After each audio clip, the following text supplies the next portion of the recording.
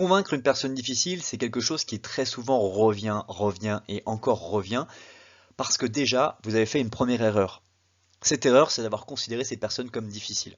Cette personne, en fait, n'est pas difficile. Cette personne paraît, vous spécifiquement, difficile. Parce que pour sa femme, pour peut-être son mari, pour ses enfants, cette personne est loin d'être difficile et peut-être même hyper docile. La vérité, c'est que c'est votre perception qui déjà commence à avoir une influence et une emprise psychologique sur vous avant même que vous n'ayez entrepris quoi que ce soit. Donc déjà, vous vous laissez influencer sur les apparences.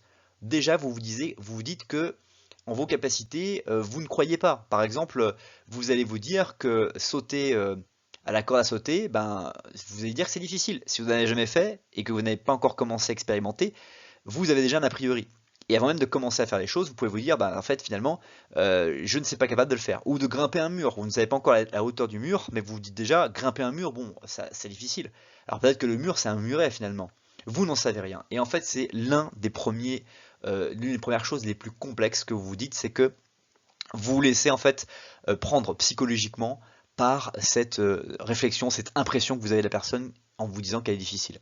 Donc d'ores et déjà, si vous commencez comme ça, c'est compliqué de réussir à avancer. Donc pour convaincre une personne, de manière générale, une fois que vous avez réussi à faire abstraction de votre perception ou de remodeler la perception que vous avez de la personne qui est en face de vous, vous pouvez entrer dans une réflexion de convaincre une personne, tout simplement. Comment convaincre une personne? Quelles sont les choses qui vont faire basculer? Eh bien, très souvent, c'est l'échange. L'échange avec un contenu, une réflexion, un intellect qui nourrit, qui plaît, qui séduit la personne qui est en face de vous. À vous maintenant de trouver le contenu, la manière de paraître. Évidemment, dans les vidéos YouTube que je vous propose, il y a beaucoup de choses que je partage, notamment vanter les avantages de cette négociation. Soyez souriant, parlez distinctement mais calmement, et ajoutez-y la plus grande sincérité possible. Les personnes difficiles n'aiment généralement pas les non-dits. Elles préfèrent que l'on aille droit au but. N'ayez pas peur de dire les choses telles qu'elles sont, et elles vous seront vraiment reconnaissantes de le faire pour vous. Si tu veux aller plus loin, je t'invite à découvrir la vidéo qui s'affiche sous la flèche bleue ou à t'abonner à la chaîne sous la flèche rouge. À bientôt et merci pour avoir regardé la vidéo.